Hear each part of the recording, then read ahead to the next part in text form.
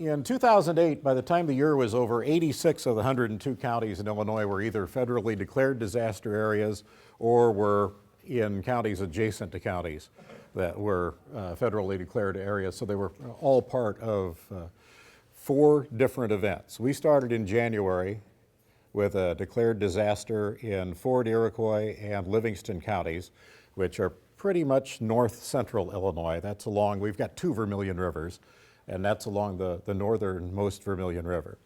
We followed that in April with flooding along the Mississippi River, followed that with flooding over on the southeast side of the state along the Wabash River, and we concluded the year with urban flooding in the Collier counties in the Chicago area.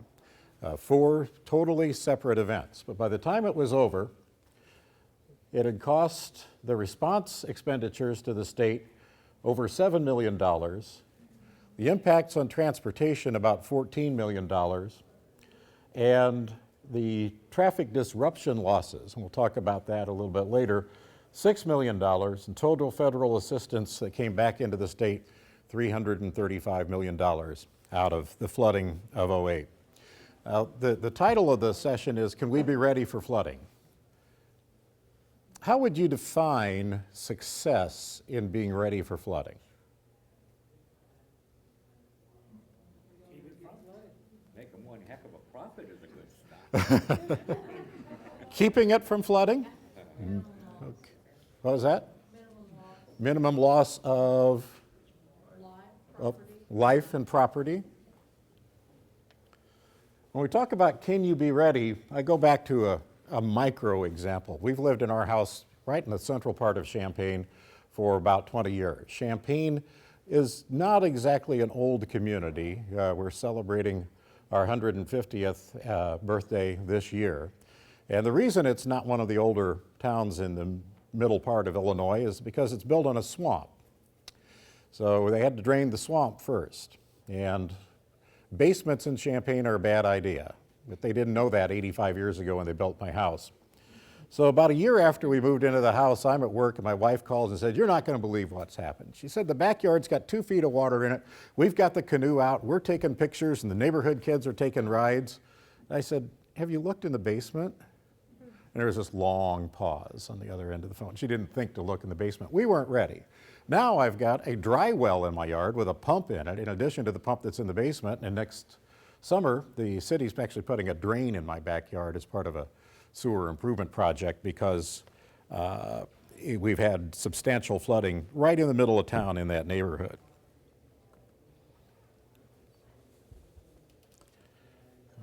All right. Now, when we talk about getting ready, I think, we all use 1993 as the benchmark for the flooding along the Mississippi River when it comes to Illinois.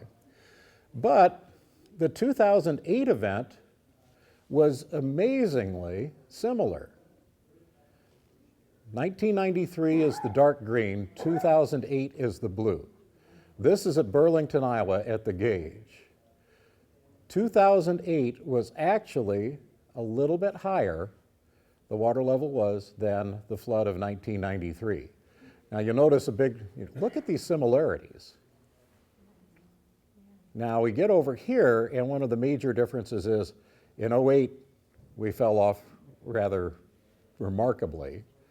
Now some of that's an artifact of some levees breaking, but this 93 was a very long flood event. We remained above flood stage on the Mississippi for a long, long time in 1993. Quincy, pretty much the same. Almost as high in '08 as it was in '93. Very little had actually been done along the river in the time between '93 and '08. A lot of talking, but not a lot had been done. So you look up in this area and here's Gulfport. Gulfport was totally flooded by a levee breach right in there and remained flooded for a long time while they had to pump the water back out using those 48-inch pumps, those giant, giant pumps. The situation in Gulfport in particular led then Governor Blagojevich, insert your own joke here, to create a long-term flood recovery task force. And that was under the Department of Commerce and Economic Opportunity. It wasn't under the Illinois Emergency Management Agency. DCEO subcontracted with the University of Illinois to put this task force together, make a report. We had scientists, we had economists, we had communicators, and we had extension personnel. Because one of the key elements of this was to hold 4 listening sessions around the state. Each one of those 4 areas that we talked about, actually we had 5, we had 2 along the Mississippi because of the length of that. Each one of those areas we had a listening session, and the extension folks facilitated those listening sessions because it's something that extension does pretty well. And so we talked about the lessons learned from '08, some lessons learned from '93, some lessons we should have learned in '93 to impact '08, and came up with a couple of recommendations that we'll talk about as we go along today when we talk about can we really be ready. Certainly not the first time. We came up with 5 high-level recommendations. A lot of these are going to be very familiar to the people in this room. Every county ought to have a hazard mitigation plan. If for no other reason, when that $335 million in federal money came into the state, a certain percentage of that goes to mitigation projects that are ready to roll, whether they have anything to do with flooding or not, but only if the county has a mitigation plan in place. Suggested that we create an Office of Long-Term Recovery for the coordination of the long-term recovery. That's still being kicked around in Springfield. Pursue local, state, and federal funding for sustainable recovery projects. That's in progress, not a lot of activity. This group was put together in February of '09, and the final report was due in June of '09. Or that was the draft report, and then to make our funder happy, we went back and forth a bit over the next several months. Invest in data collection to characterize and document flooding. The graphs that I was able to display comparing 1993 to 2008 along the Mississippi River don't exist for the Wabash River, don't exist for the Vermilion River, and don't exist for the suburban areas in Chicago because we simply don't have gauges there. We have no way of doing anything other than anecdotal research about what kind of flooding we've had in the past. Is it more frequent? Is it getting worse? We can only really learn that by talking to the residents. We don't have solid data, so that's something that needs to be fixed. And then the 5th point is to support the research for the prediction of future flood scenarios and non-structural mitigation measures. We did, so to speak, wade in on the issue of levees or not levees. The science tells us one thing, our heart may tell us another, and economic development concerns may tell us a third thing. So we simply raised this issue, put it out on the table. It was beyond our scope to make a solid recommendation other than to ask the state to study that situation. Obviously, every county ought to have a mitigation plan. This is Lawrence County, June 10th, 2008, Wabash River. This is in southeastern Illinois. Flooding seen in some parts of Wabash County that had never seen flooding of this scope before. Some things that Extension got involved with, we'd had some scouring through farm fields where the runoff was creating new stream beds and destroying the topsoil or getting down into the gravel and rock and trying to figure out how we restore that once this mess goes away. Not every county in Illinois has the resources to create their own mitigation plans. Not every county government is willing to give the county emergency manager the resources to create that mitigation plan based on what the return might be someday, either in increased protection for the residents or the ability to get some of these projects funded with federal money in the event of another disaster. That's a real problem because, many counties, the emergency, and some of you are in the room, the one-person emergency management staff, maybe not even full-time. So one of the things that we're working on in Illinois through Extension and a group that Extension partners with called the Illinois Resource Network is to assist under-resourced counties in creating their mitigation plans. So again, that is a long-term process to help counties get ready. As Doug mentioned, you can't always get ready for everything. 8 inches of rain in an hour and a half, places are going to flood that have never flooded before. But you have predictable things, both anecdotally and based on the evidence that we have for measurements over the past. So for some of you, this is second nature. Why do you need a mitigation plan? Well, it provides access to the federal mitigation funds pre and post-disaster. There are some pre-disaster grants that are out there too. Planned recovery that leaves a community more resilient. Makes sense? And a long-term reduction in money spent on recovery.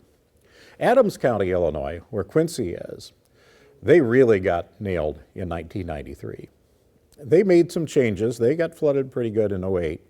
They had to protect some infrastructure, water plant, sewage plant, that sort of thing.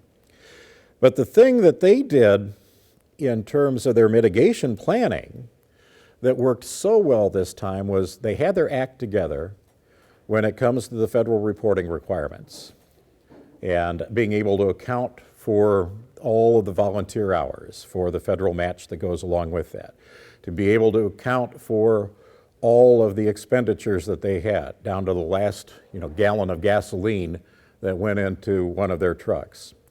They turned that around within weeks of returning to some sense of normalcy up there, and were reimbursed by the federal government very, very quickly. I mean, it surprised everybody. But they had learned that lesson the hard way in 1993 and didn't really have the record keeping in place, hadn't assigned logistics people with the task of accounting for that, the personnel, for the equipment that they rented, for the overtime, for all those things that you can get reimbursed for. But if you don't know that going in, trying to reconstruct it afterwards is just a nightmare. So that's something that they learn and is part of their plan. Takes a lot of involvement from everybody in the community to develop a good mitigation plan. Of course, FEMA's got the last word. Needs to be integrated and adopted with community plans and with zoning ordinances. That gets tricky sometimes. And ideally, it's not just isolated to the county, but the mitigation plan, of course, is part of regional planning, because in our case, what happens in a county to the north in terms of flood protection and flood control certainly affects what happens to counties to the south. And when we were doing those listening sessions, we had people say, I've got my own county to take care of, or I live in this county, and I'm not all that concerned with what happens downstream when it comes down to it. Now, this was pretty close to the event, so emotions were kind of raw, but that doesn't help if you can't take a regional approach. The strong need for education and communication, not just during the event, but leading up to it, during the mitigation planning, bringing people in. We've talked several times here in the past 2 days about the regional approach that the states are taking down here to prepare for the potential of a catastrophic earthquake.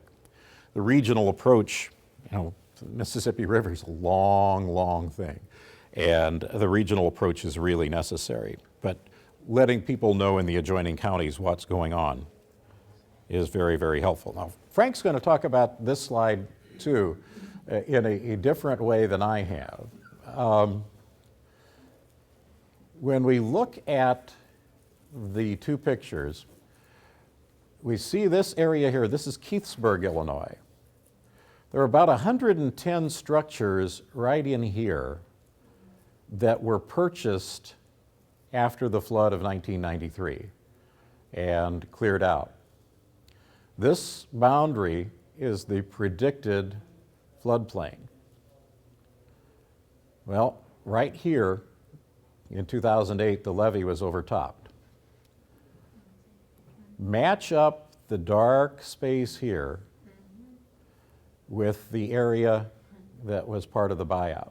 Not every parcel, you can see scattered parcels that remained, but 110 properties that didn't have to be restored.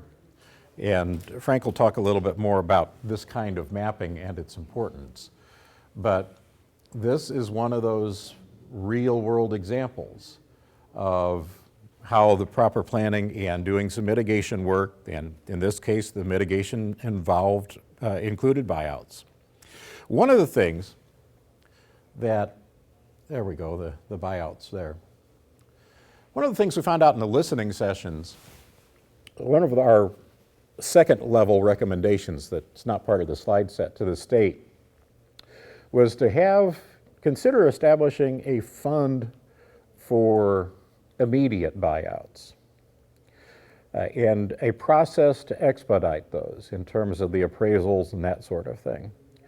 Because what became clear in the listening sessions was that people who have the chance to go home and reestablish their lives in the flood-threatened area and watch the sunset, when you're on the Illinois side of the river, watch the sunset over the river, and get settled back in, are less likely to be open to buyouts at that time than, it just makes sense, you think about it, than they are when the property's underwater, when they're displaced. But our bureaucracy doesn't deal with that. So people move back, they get entrenched, and they're not really interested in pursuing buyouts.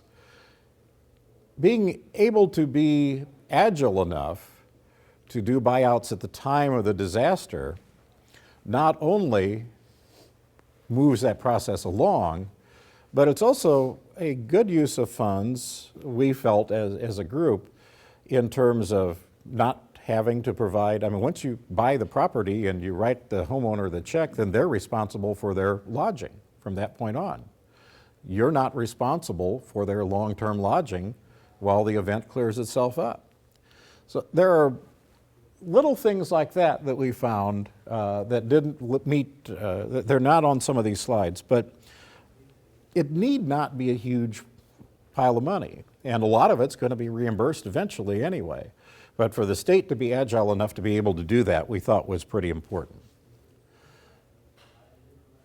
We talked about the data collection, because it's very hard to go to the feds for money, and very hard to justify the projects that you have in mind if you don't have the hard evidence to go with it. So we talked about investing in long-term stream and precipitation gauging, support high-resolution topographic data collection, have a publicly accessible levee inventory so that there's transparency, initiate satellite image collection during floods, like the images that we saw. Better data simply equals better assessment of flood events and the flood extents and the likelihood of future flooding, and provides us with some better planning tools as we go forward. In researching flood prediction, cost-effective non-structural flood protection options, supporting the statewide National Flood Insurance Program coordination, we talked about and suggested that current methods for predicting flooding be reviewed, future conditions, where we rebuild, what other impacts, from other building. Climate variability is certainly an issue. Earlier here in the conference, we were talking about, for whatever reason, the last several years we seem to have, and it could, that last several years is not a good database, but anecdotal evidence that we have a lot more training thunderstorms, and where they just go over the same area in a short period of time, and that's how we get the 8 inches of rain in an hour and a half. And what does that mean? Evaluate the cost effectiveness of non-structural flood protection that reduces impact on natural systems. the conclusion was not stop levees at all. It's just look at it. Assure the certified floodplain managers are hired to staff the National Flood Insurance Program State Coordinator's Office. Illinois was authorized for 5 positions in the federal flood insurance program and had only staffed 1 of them. So that was a real impediment to getting people enrolled in the federal flood insurance program. The protocol for conducting sustainable projects is consistent with the executive order of the governor back in '06 when we had some other flooding, and the National Flood Insurance Program. Sustainable projects need to be resilient to future flood risks, make the state resilient to future flood risks, support economic development outside of floodplains, and really, we had to caution that just putting things back like it used to be may not be the best approach. Things were so similar between '93 and '08 because not a lot had been done. We talked about those buyouts in Keithsburg. We had, it's escaping me again, there's a small town that was, Valmeyer, was completely relocated from the Mississippi River to the bluff on top. And the key to relocating Valmeyer and getting the residents to agree to a buyout was something as simple as, we'll build you a new school up on the top of the hill if you agree. That got their attention. Not everybody, signed on, but Valmeyer was eventually relocated. The Comprehensive Economic Development Strategy, that's a federal program that DCEO participates in and is a possible source of funding for sustainable recovery projects. The recommendations from the Interagency Levy Task Force, local mitigation plans, and buyout requests, they needed funding for existing requests of $38 million. One of those other high-level recommendations was to create that Office of Long-Term Recovery for coordination and implementation of long-term efforts. And here's your Office of Long-Term Flood Recovery. One of its duties, coordinate the FEMA declaration process so they can follow it through, develop a ranking system for prioritizing communities to participate in whatever programs come up, coordinate interagency efforts. Remember, this is in the long term. This is after the SBA goes home. This is after FEMA goes home. That's how Extension got involved in all this in the first place, was that when everybody else went home, the Extension office was still there in the county. And we got called upon for questions about mold removal and hiring contractors and what to do about snakes in the basement and all sorts of things. And that's where we come in, developing education and outreach, create a hazard accounting system, and identify the lead agencies, again, in the long term. And these may be entirely different agencies than the response agencies. And I'm going to wrap it up there, but you can see what we had. It's not important who we are, but we had folks from the Illinois State Water Survey, Institute of Natural Resources Sustainability, an extension educator, professor of urban and regional planning. Amy was a hydrologist. Dr. Sparks is Director of Research at the Great Rivers Research and Education Center.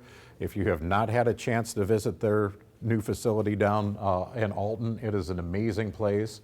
Al is a county director and extension specialist in one of the counties that gets flooded a lot.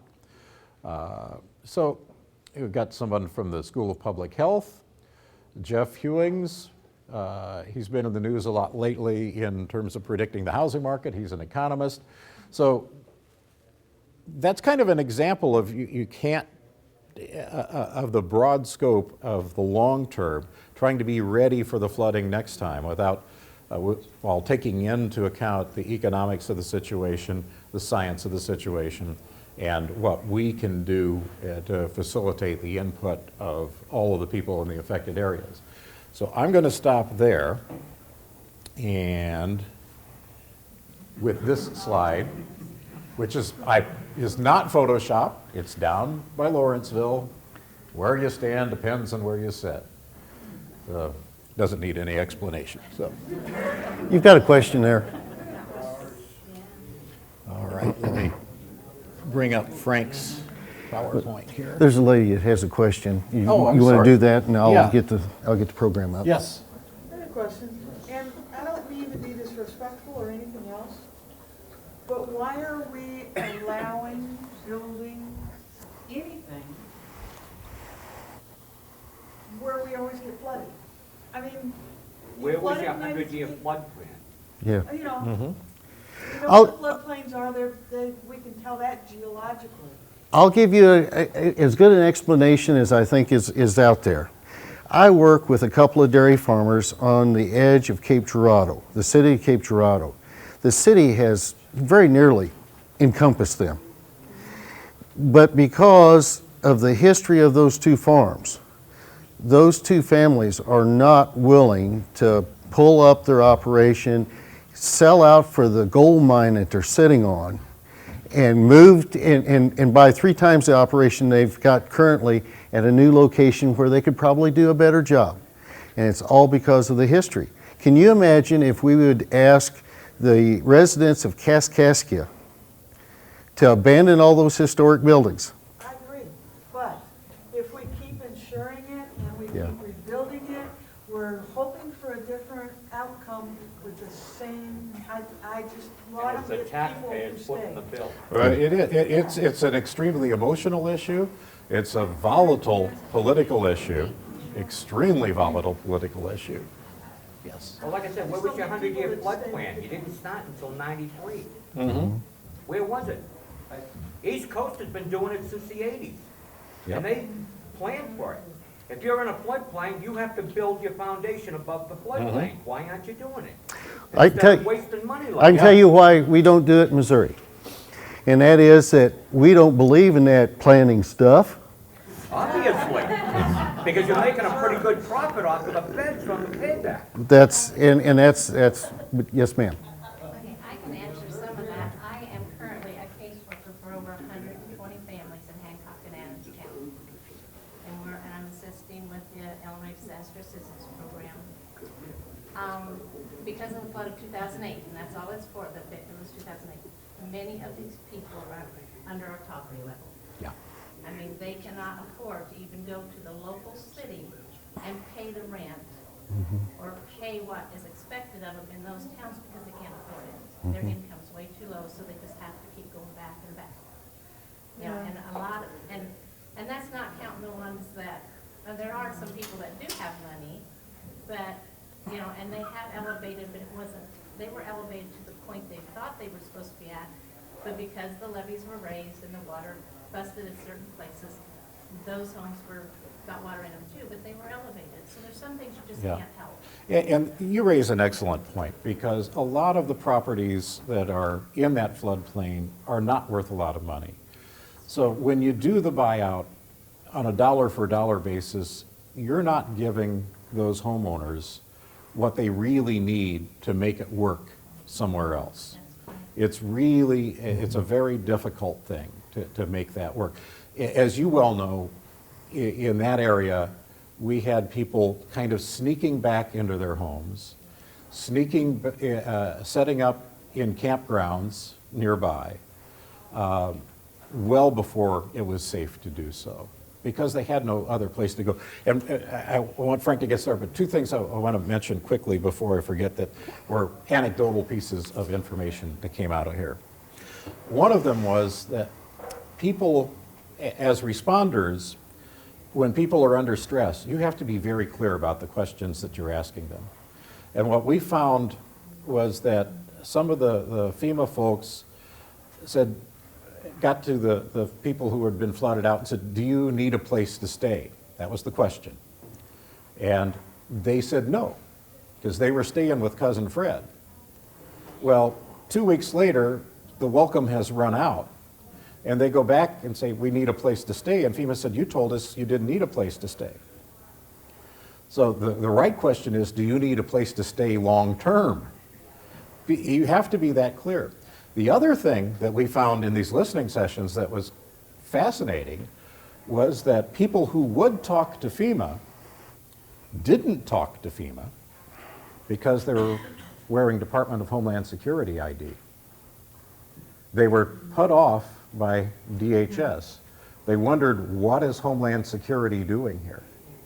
Because Homeland Security is connected with terrorists, and I'm not a terrorist. It's kind of, and as you probably know, a lot of these folks are kind of loners. Well, I'm wondering, what about the HUD programs that has housing for indigents, where they set up 1 and 2 bedroom homes and set their their payments within their income level, and they will help build those houses and then set them up on an ownership plan for that property.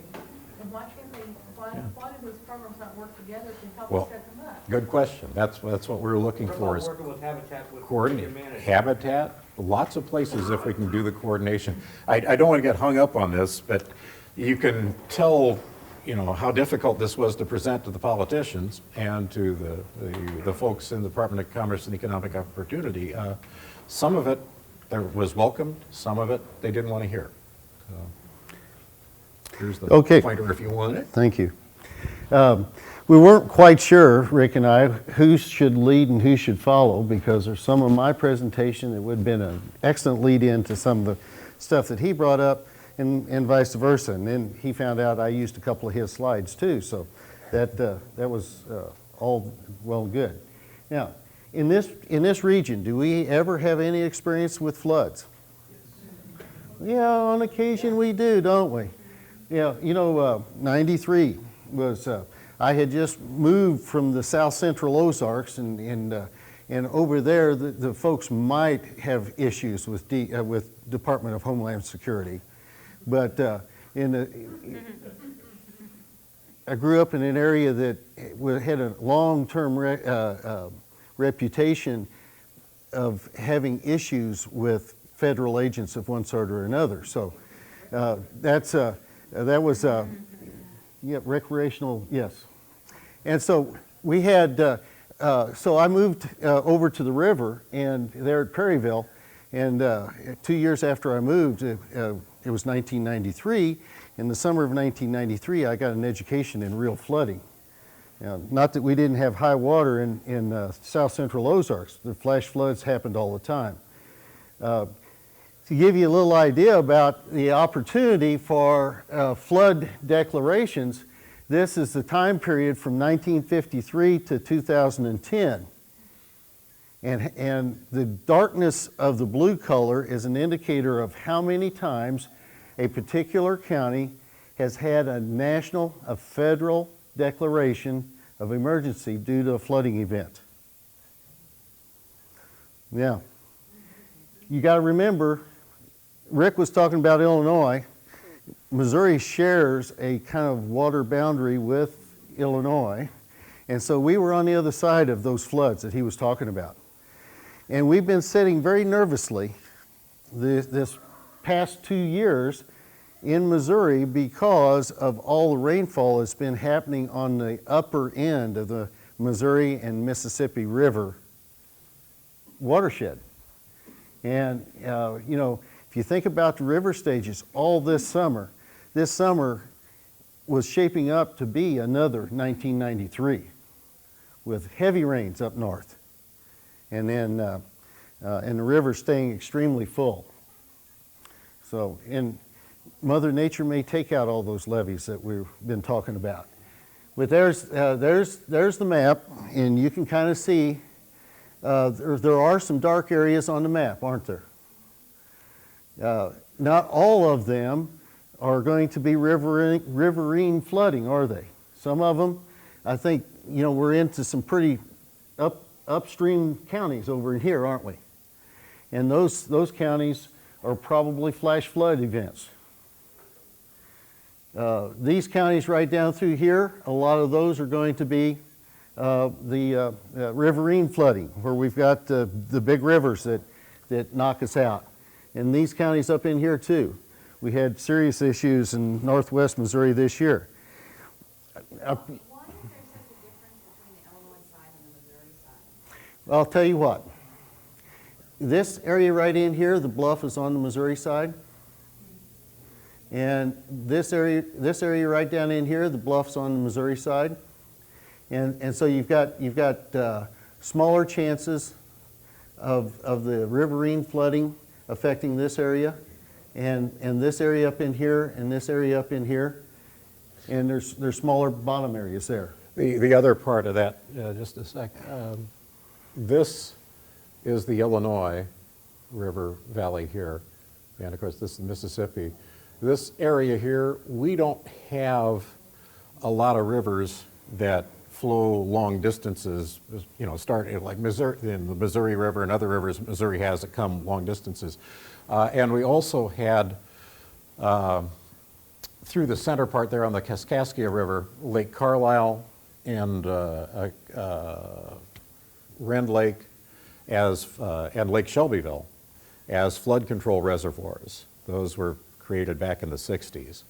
So that took care, that's why so much of that right-hand side of Illinois is not declared a lot. Well, looking at the flood declarations for the county there in Kentucky, the four river counties, Ballard, Hickman, and Fulton are in Carl up there in the middle. There's no communities along the river, that is all farmland. Makes a difference, doesn't it? You know, in national declarations, it has nothing to do with the farm community. It only has to do with populated areas, businesses, and such as that. So, yeah, but the place that I pulled this map, there's a new website that is nationwide. It's called the KIM system. It's Community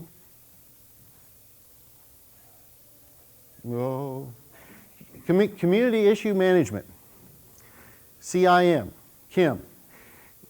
Where I access it is at a website that's operated by the University of Missouri. It's called CARES, and there's a direct link to this website, and you can create your own maps on that website, just like this one. Yes, sir. I could also point out, if you look along the Ohio River, there's been times when Louisville has had a flood declaration across the line in Indiana. We've had the same amount of rain, but didn't get the declaration because we're in a different region. Yes, makes a difference. There's the geographical boundary. Yeah. Remember Missouri? Here's the FEMA headquarters. This is a long ways from the FEMA headquarters. Now, I wouldn't be cynical about it or anything. But that's there are things that go on here, and of course, this part of Missouri, if the levees would ever fail, that would be a significant agricultural loss. Okay, let's talk a little bit about the planning process.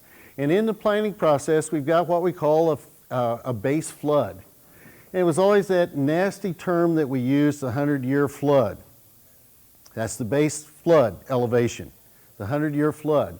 Everybody thought that we'd have a flood every 100 years. And I'm preaching to the choir now. But what it really means, at any given year, you've got a 1% chance of getting that kind of a flood. People go across the river over here to a little establishment and bet on smaller odds than that. Okay? So, the chances, we run a better chance of this occurring. Well, I don't have to go any further. Okay? So, that's our 100-year base flood elevation. That's the science behind that. And we've got history that shows that. We saw a slide a while ago. When we build near that stream, one of the requirements in the design of facilities is that we cannot throttle that flood water in that base flood area. If we build a structure there, it has to be built in such a manner that it does not back up water in a flood event. Doesn't cause the water to go higher or throw it over to the other bank. So if I'm building a structure over here or over here, and I build up a big embankment so that I get it up above that flood elevation, thinking I'm doing the right thing, I'm actually choking the river down. Okay? And we can't do that. Not and get flood insurance. That can't be part of the plan. So there's an agricultural exemption. Okay? That they don't have to play by that rule. And yes, it does do the same thing. And yes, they do fail on occasion. And you can see a significant drop in water level every time they do. So, and there's a little additional thing. As engineers, we talk about doing things like providing some freeboard. You know, it's not enough just to get it up above that flood elevation. We've got to provide protection just a little bit higher than that, because we know things happen. Wave action, another rainstorm comes along, all kinds of things can push that water up a little higher, and we want to make sure that we get that above there. In '93, I watched a very nicely built, stoutly built home that had been flooded early in the flood season in Perry County, and before the flood water left, there had been just enough wave action against the side of that house that it eventually shook it all to pieces. And that's all it takes. And so we need to provide some additional freeboard kinds of protection. I saw grain bins that weren't demolished, but all the nuts on the back side of the screws had worked loose and fallen to the bottom of the grain bin, and were laying in a nice little row right around the edge, right where they fell through the water, just because of the wave action. Those grain bins were standing only by their own imagination. So we got freeboard to do there. Now, this is a slide that I used from Rick, and what I'm really brought this in here for is to talk about we have planning tools to kind of help us understand what our risks are. Here's the 100-year flood level, the elevation. That's at 1% flood elevation. And here's where the water came to in 2008. Did the estimate kind of match what we ended up with? Sure did, didn't it?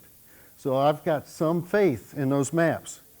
You know, things change, construction changes around the community. So I went out and I looked at some of the flood mapping, some of the flood maps that are available for my fairly local community of Cape Girardeau. It's down next to the river, so we've got this flood insurance risk map or rate map. This is a firm. That's what they call them, firms. And you can go out to the FEMA site and you can look up the firm for your community, and you can download a piece of that firm. They call them mini firms. Isn't that what they're called? Something like that. Anyway, you go out there and you can pull down a piece. So I pulled down a piece. Now, this map just drives me a little nuts. As an engineer, I like things to be kind of right, you know. I'm not anal or anything. I just like it to be right. So you look where this north arrow is pointing up here on this map. No map should have that. So I set out immediately, and I clipped that map and turned it to where north was north. And so I could kind of read that map. Now, any of you that are kind of familiar with Cape Girardeau, this is Kings Highway right here. This is on the north end of town. Out here a ways is Interstate 55. Downtown is down here. So you got kind of an idea where we're at. This is Cape LaCroix Creek. And so I'm going to bring up, there's the Google map that kind of matches that same territory. You can kind of see the transition that was made there. And you can kind of pick things out. Here's Cape LaCroix Creek. A little side branch goes up this way. And there's some little deviants here, a little bit of creek right here, a little bit of branch right there. And so I'm going to bring that map back over the top of it again. So do the maps kind of work? They kind of work. Now, the map was drawn in 1984. So there might be some need for a little bit of updating. But in 1984, the roads weren't quite the same, but you can kind of see how they kind of match up, and you can kind of pick out where things are at. So that's the kind of tool that you can use and see what your risk is going to be.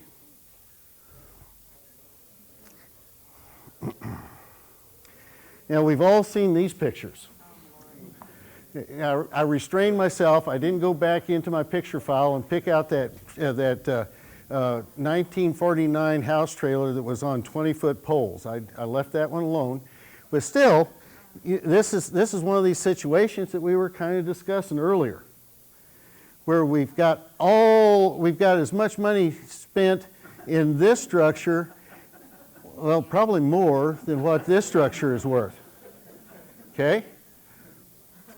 But we are where we always have been. And they have kind of constructed it properly.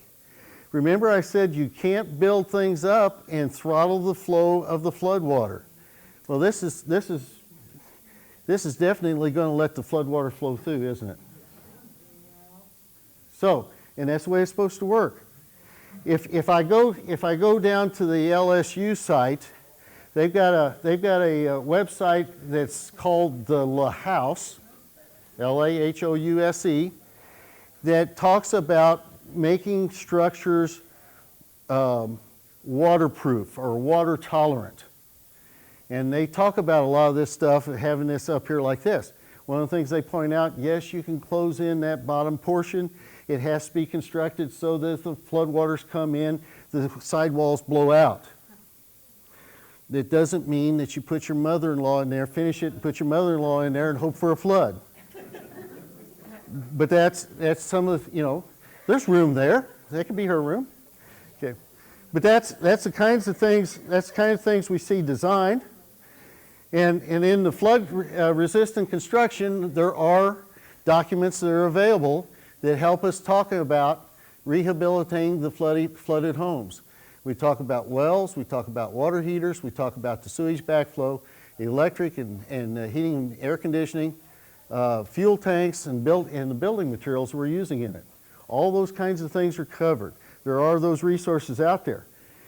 I kidding Rick, I said I've condensed a week-long course into 20 minutes.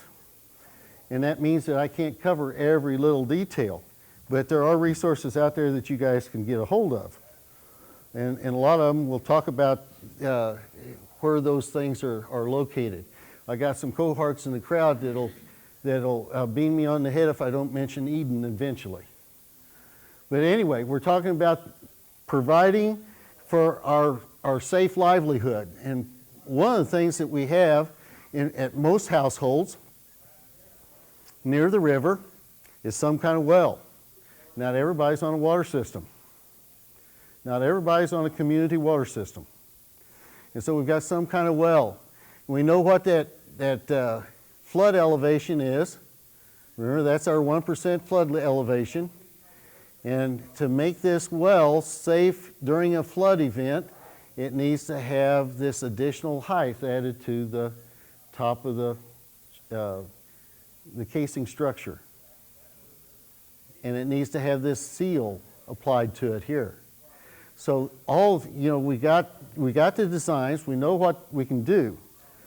In the flood of '93, it was amazing how clean the wells were in our Perry County bottoms after the floodwater receded. But if you think about it, it wasn't all that surprising.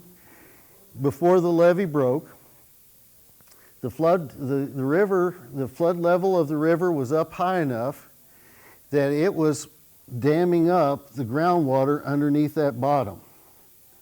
We had subsurface irrigation, so to speak.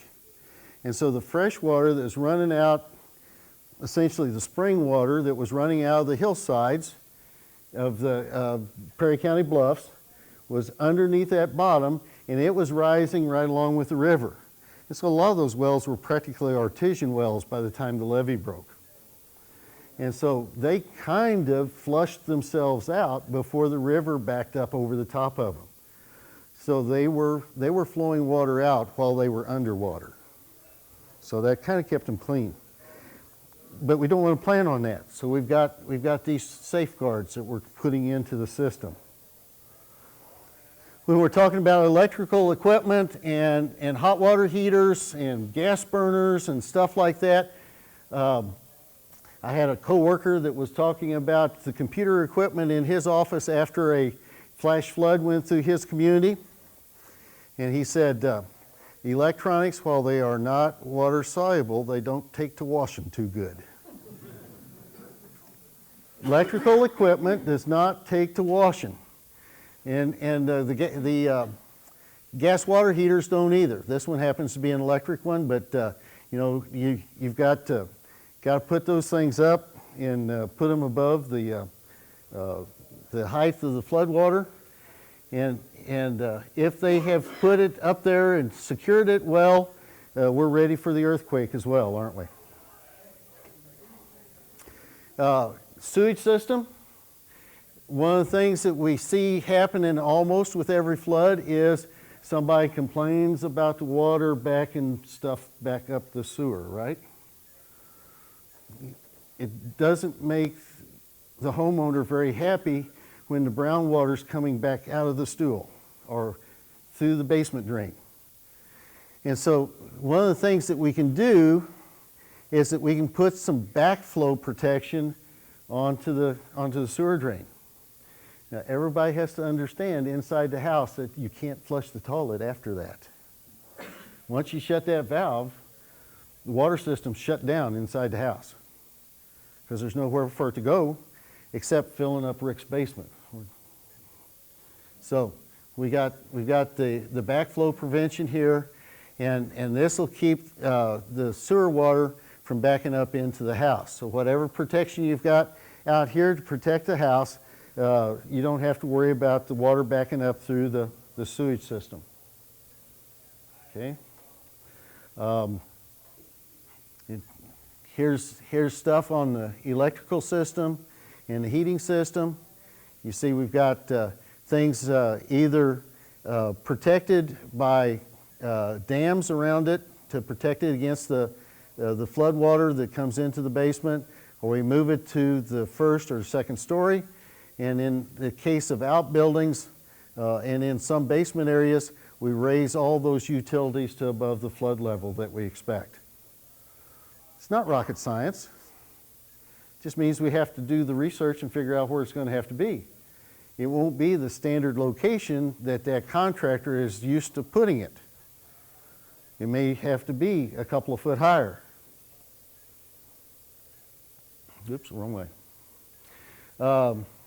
How many LP gas tanks, gasoline tanks, other fuel tanks, and tanks of other sorts did we have moving with the flood water in every flood? They need to be anchored. And so, yeah, you know, we don't need to have that stuff moving around. There are other things that happen. I've seen issues where other containers that we thought were secure were floating with the river water as well. And so you want to anchor all that stuff that might float. Okay, building material selection. We've got some basic elements to help protect our rebuild. If we're using some building materials in a home that we're reconditioning, and it's going to be in an area that might see some flood water again, and it does not have to be in that riverside situation where the person should have moved out with some kind of buyout. It doesn't have to be that. How many people this past year in eastern Kentucky were in locations where they didn't think that they had to worry about flood water? And suddenly they did. So, you know, as they go back, the chances of getting flooded again might be fairly small. 8 inches of rain in an hour and a half, that doesn't happen just every day, does it? So that, you know, that's well above the 100-year event, I would guess. So we want to resist water damage. The materials all must resist water damage and are water tolerant, are easy to clean. Want them to be easy to clean. We want to allow wall and floor systems to drain and dry or are easy to remove to allow for drying. That means that we may have a baseboard there, but under that baseboard, the wall structure itself may be just up off the floor a bit. Or at least the portions that can be damaged can be up off the floor, and we can pull a baseboard off and allow it to drain and dry out. It needs to resist mold growth. There are materials that can do that for us. Do not transport water or moisture to adjacent materials. You know, we think about common drywall. If it gets wet, it pipes stuff right to everything beside it, right? Soaks it right up. Are dimensionally stable when exposed to water. You know, particle board doesn't take to rinsing off very good either, does it? You know, common particle board doesn't handle this very well. And a lot of the materials don't either. But there are materials that are made very similar to that that do have the right adhesives and do have the right other kinds of bonders in them that make them stable even when they are underwater for a short period of time. And they maintain their strength and stiffness after exposure to water. All this wood paneling that we see in some of the house trailers and stuff that's delaminated, that kind of thing, that's what we want to avoid. Yeah, in the cleaning process, the step I'm leaving out in this cleaning process is the part that uses the scoop shovel and the real back-breaking labor. In almost every flood event, we're going to have sediment move into these structures too, right? And that's all got to be removed. It means that we open up walls, we open up floor cavities, subfloor cavities to allow for removal of those sediments and certainly allow for the drying out of the materials. But without the proper drying out of the materials in the wall structure, we will continue to have these issues in that home or in that structure for years and years and years and years. I've seen people have this kind of a problem a year after the flood event has passed, and then they finally decide, well, maybe we need to open up the wall and see what's going on, and they take the fiberglass insulation out of it and they can wring water out of it yet. We've all seen that, I think. When you're out there trying to recover after the flood, you need to pay attention to your surroundings. Is there anything out there that might cause a hazard in the cleanup operation? You know, I'm pretty sure that this is a farmstead. One, he's got a 1950s gas pump on his fuel tank. Number two, there's the old corn planter. But you got the fuel tank has kind of moved away from the gas pump. And so there's going to be issues there that they're going to have to take care of. And some of the other clues to watch for is, we come onto that site, things look pretty decent at that particular site, not terribly out of place, until you figure out that line right there is the flood level. And right here is where the fuel tank is vented and hooded, and there's probably the electrical system right there, and so you've got some issues that you're going to have to take care of before you go in there and really start working on that facility. Precautions before you enter: inspect for structural damage from the outside. Is the building shifted off its foundation? The foundation is self-damaged. Is the building racking or no longer square, leaning to one side? You know, there are parts of a building that we expect to be horizontal and vertical. And that's the things we need to look at to make sure that that's the way they are. And so we also want to make sure that we've got the utilities disconnected, and we don't want to. One of the things that upsets me a little bit with the media coverage of a lot of these weather events is that we see them out in the floodwater knee deep or better. Is that a good message to send to everybody? Oh, no. So, we try to tell folks not to do that. We try to tell them not to drive into water, but when they turn on the evening news, what do they see? The news person's right out there in the middle of it. And so it must be okay. It's real cold and we're having trouble keeping the house warm, so we're interviewing somebody that's telling us that they're using their gas oven to heat the house with. These are issues that we got to fix sometime. I don't know how we're going to do it. But let's look at this structure. Are there any cautions? Are there any signs that we might enter this building with caution?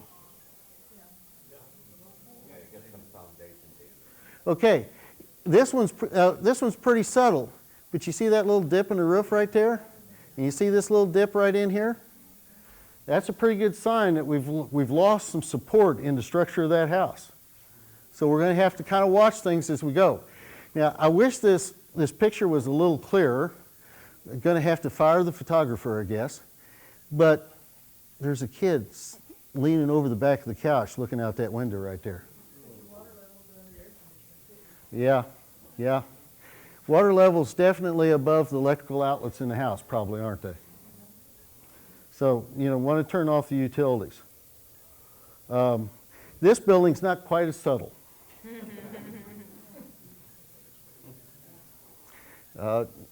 Not too much doubt that we've got. Of course, I grew up in the Ozarks and then worked in the Ozarks for all my life.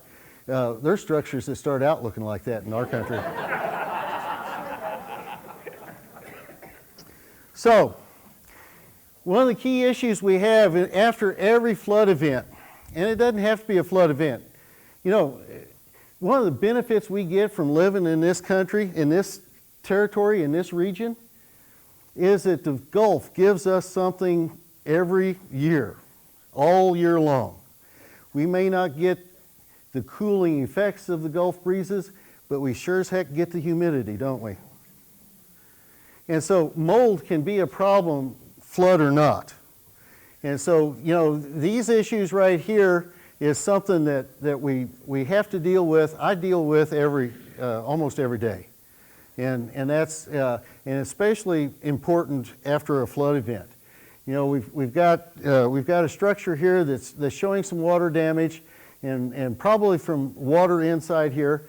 It may not be any more than just one of those really heavy rains that came up against the house and the basement leaked and we got 3-4 inches of water into the basement. That's still kind of a flood event. And if you take it to the insurance company, they may say it is a flood event and contact your flood insurance provider because it came from the outside. But it also can come from the inside. Leaky plumbing and what have you can cause some of those problems too. But we got to remember all the parts it takes to cause mold. Mold's got to have a food source, and it's got to have moisture, and it's got to have a moderate temperature. Okay, if we take any one of those things out of there, it's kind of like what makes a fire, isn't it? If we take any one of those elements out of there, mold can't exist. How likely is it that we take all organic materials out of the home? Pretty small. What about moderate temperature? Are you guys ready to live in a house that's sub-freezing all the time? No? Yeah, it just seems that way. And here's the only one that we have real control over. We've got to eliminate the moisture. If you don't eliminate the moisture, you don't get rid of the mold. And so in a flood event, that means that we take everything off the wall to above the water level, wherever the water level came to. We take all the wall coverings off the wall, and we take the insulation out, and we allow it time to dry out. Now here's a flood event. You can kind of see the water level here, and there might be a little bit of flood damage there, not sure. But there's the stuff, and it's if it's up to the windowsills, I don't know if FEMA still follows that rule, but if it's up to the windowsills, they consider it a complete loss. So that's, maybe that one is for sure. But if I go to the next button punch here, you can see here's the flood level, but it's been a long enough time that the water has wicked up much higher than that. In the 93 flood, that wasn't much of a trick, because in many of our low-lying areas, the water stayed at this level for almost 30 days. And so it didn't take much of a trick for this water to seep up those dry walls or that plaster another foot or 18 inches or more. And so that means we've got to cut that wall. If we're going to recondition this house, we got to take that wall covering off up above that wetted area, and take, if it's outside wall, like certainly this is, if that's a window, we've got to take the insulation out of that wall, and we've got to allow that wall cavity to dry out. Now there's more wrong here than just a flood issue. You just can't pass up a picture opportunity like this. I use this picture in more than just flood issues. Anyway.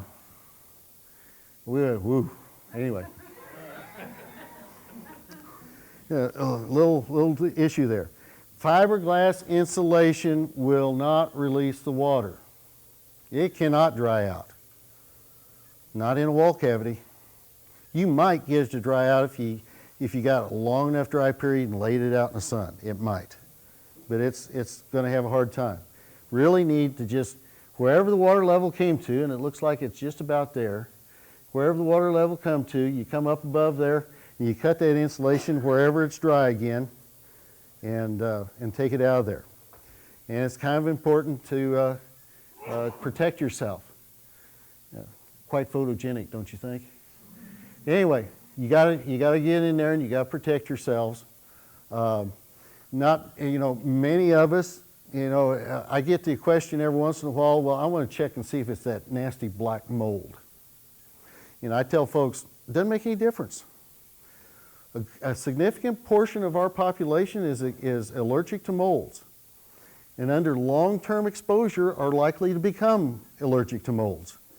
And so with that being an asthma trigger, there's no point in asking what kind of mold it is. The chances are you've got them all there, and so it's just time to dry out the structure and clean it up. So we're gonna do that. Okay. First, we make sure that the structure that we're drying out, we make sure it's clean and dry. So we're gonna clean it with detergent and make sure it's very clean. Then we're going to disinfect it with some bleach. It's important to disinfect it with the bleach. And then wash it with water, rinse it out, and then allow it to dry. Don't try to combine those two steps. There's a lot of cleaners out there. They're ammoniated cleaners. And guys, if you've not done it yourself, you ask the wife what happens when you mix an ammoniated cleaner with a chlorine cleaner. Not very nice. Okay? So that's the cautions that we take. Yeah, how do you know when it's dried out? Can you tell the difference between 28% moisture wood and 15% moisture wood? I can't. And so that means that the homeowner probably should invest in one of these moisture meters. Now these moisture meters, this is one that we bought at the university back in '93, and it was, somebody decided we needed to spend high dollars for it. And so it's a pricey one. This one right here is a little bit pricey too, but it's a little cheaper. I got out on the internet after the 2008 flood was kind of underway and did some looking for moisture meters, and you can buy pretty good moisture meters for between 35 and 70 bucks. In the total picture of things, that's not much investment. So make sure that things are dried out. You know, all the moisture meters have a couple of things that are in common. They've got some kind of indicator on them to show you the moisture content. Here we've got the little light bar here, and they've got some kind of probe, little needles that stick out on it to stick in the building materials to check the moisture. And for the most part, we're talking about wood, and so those little pins just stick right into the moisture. And they'll check your moisture too if you've got a good pain tolerance. But that's kind of where we're at. Now, a lot of the resources I've talked about, a lot of the information I've talked about is on our Eden site, and that's Extension Disaster, no. Is that it? Extension Disaster Education Network? Okay. Yeah, we just call it Eden. Okay, and one of the things that we did in Missouri is this is our homepage for Missouri Extension, and it's just extension.missouri.edu, and because we run right at the top of the list of states that have disaster declarations, we usually have a couple of links on the site that will direct you to a lot of the resources that are available, and they're not all Missouri resources. A good portion of the flood resources are out of South Dakota. Not that they would have any information or knowledge about floods. Oh, maybe they would. Okay. Anyway, those it's extensionmissouri.edu. There's an emergency management link, and then unfortunately in our state we've got enough stuff going on that our in-demand section usually has some stuff dealing with emergencies.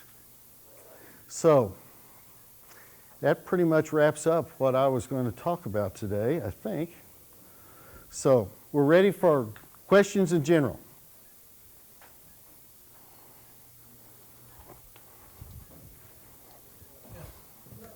Back during your presentation, you showed river flood stages up around Quincy and in Iowa, and I noticed you didn't have any of those down in the St. Louis region after the Missouri and Illinois drops in.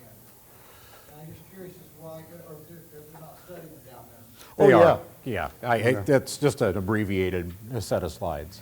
You know, there's river stages all up and down the river.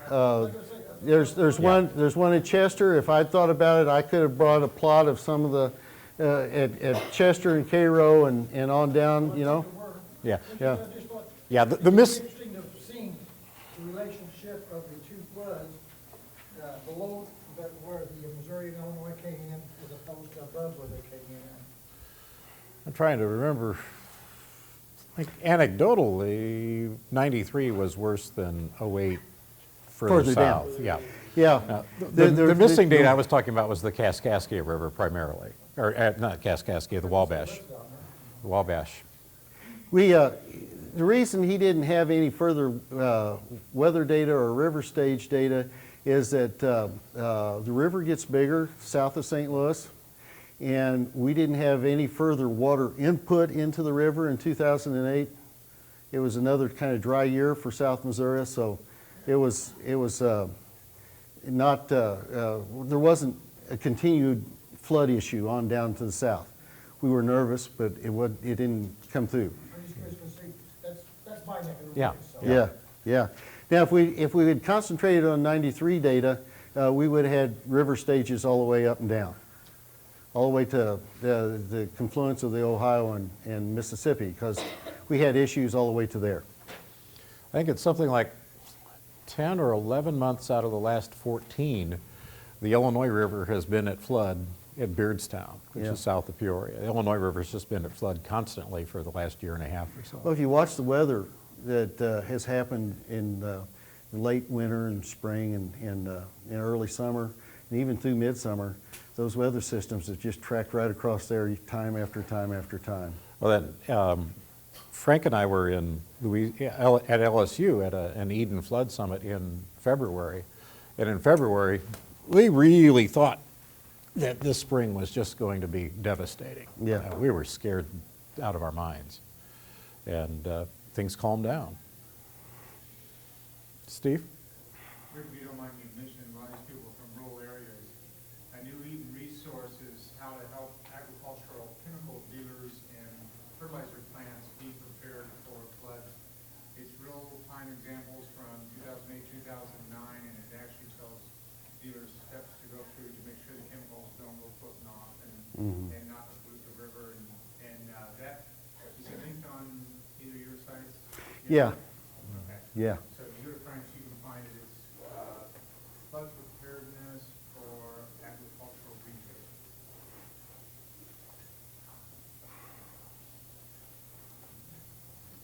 And if you're from Illinois, Frank, do you have copies of the flood guide that Steve No. produced? I've got copies of a guide that Purdue produced for Eden, First Steps Toward Flood Recovery, that takes a lot of information that we used to print out on fact sheets and drive around the state and puts it in one publication. And so if you're from Illinois and you need that now or in the future, get in touch with me and I can get them to you. Other questions? Just a comment, talking about mold problems. I think there was a lot of damage done on the Gulf Coast Yeah. from volunteer teams like our church sent down, going in one day, tearing out the drywall, and going the next day, putting up new drywall. Yeah. Skipping that. That dry out. heating and drying out Right. process. And, it's sad to think how much of that went on. Well, and I mean, you guys did it with the best of intentions because you had a short time to do it. There's another kind of storm chaser other than the ones that make the Weather Channel. They're fly-by-night, I won't even use the word contractors. They're fly-by-night guys that follow these storms around, and they'll do exactly that. They'll go in, they'll take off your paneling, take out your drywall, slap the new stuff up. They've never seen a moisture meter like Frank showed. And 3-4 months later, you've got all kinds of fuzzy stuff growing inside the walls, and the kids are sneezing, and it's devastating. And quite frankly, it's a hard item to sell because after a tragic event like practically losing your home, you would like to fix things up and have it be over. Yeah. But it's not for the best.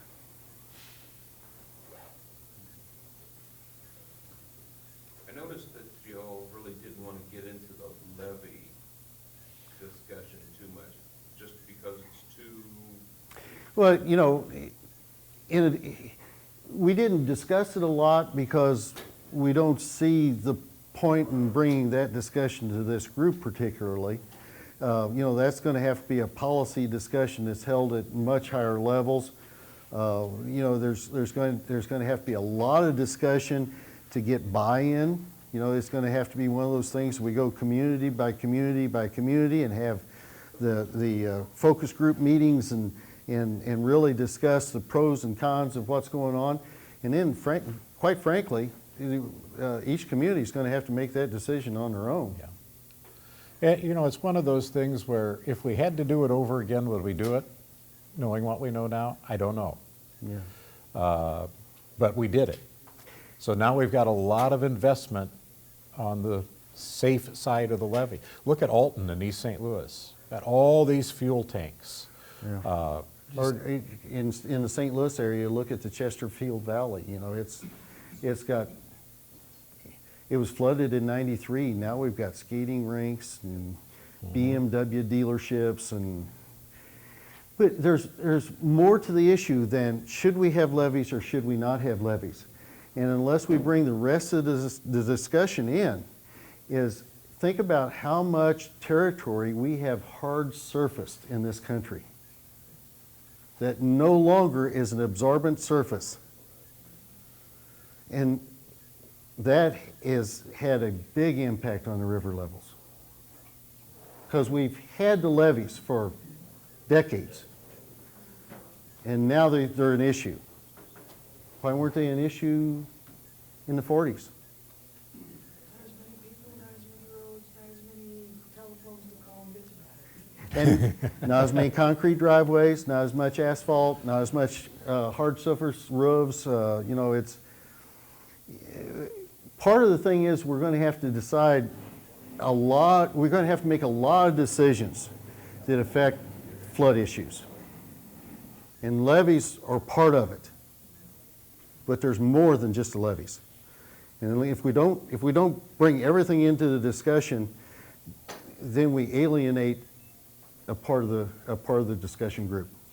There are relatively few levees along the Illinois River, but some of the same issues of development in the floodplain exist north of Peoria. The feds finally said, you know, we're tired of paying you to fix and fix and fix. You're either going to elevate your structures or we're not going to pay you. You're welcome to stay, but if you don't elevate, and we'll help you elevate, we're not going to pay any more to restore your property after the floods. So it's the levee issue, as Frank said, it's a very local and it's an extremely emotional issue. And the group that I was part of would try to apply best science to it, but there are also economic concerns, huge economic concerns in some areas about the necessity. But then you look at it, can you do that? Can you make the levee higher, broader there along East St. Louis and Alton? Because you've got water that comes in underneath and boils up. You can, we talked about that relative to the earthquakes. Well, that's not very stable soil. And I teach a business continuity of operations class, and we talk about flood insurance, and I had an auto body operator from near Havana, Illinois, say, you know, I've got a flooding problem. I said, well, what stream are you along? And he said, he's not. He's 6-7 miles from the Illinois River, but suddenly the water started bubbling up behind his shop and running into his shop. It's just, depending on where you are and what the soil structure is like, but that's an issue along some of those levees. You can make them bigger and higher, but it's going to leak behind them.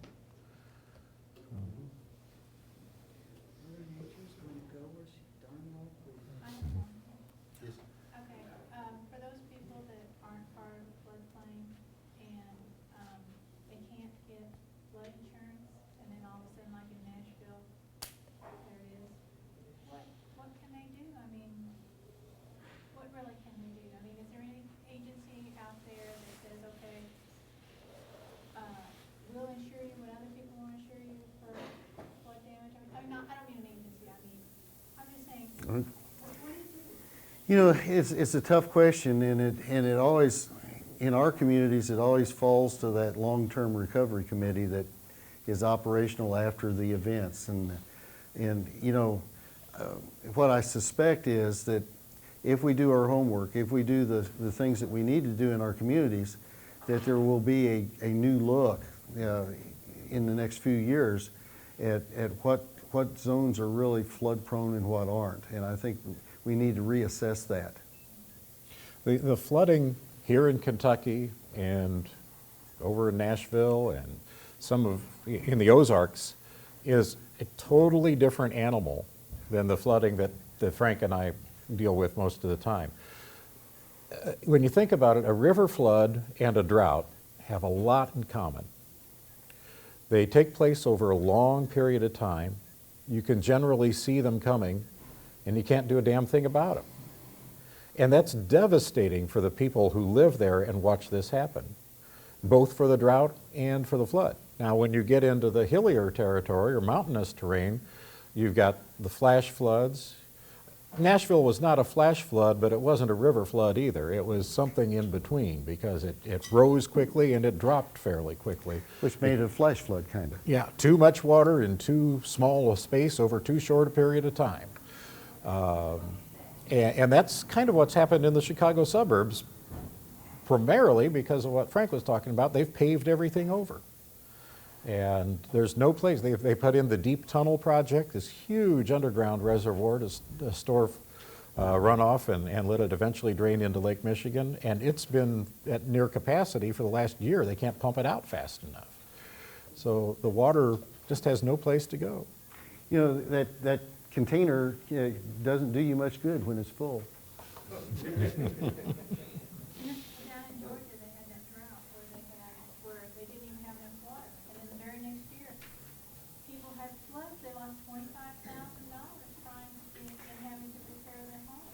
Well, you know, and if you remember the news coverage in '93, and of course, our communities right now in 2010, we're sitting nervously watching the Mississippi River, worried about our cropland, and we're currently in a drought, and we were in '93 as well. And so, you know, in '93, there was one of the farmers I worked with, he said, I'd sure like to start up the irrigation system, but he said half the circle's underwater.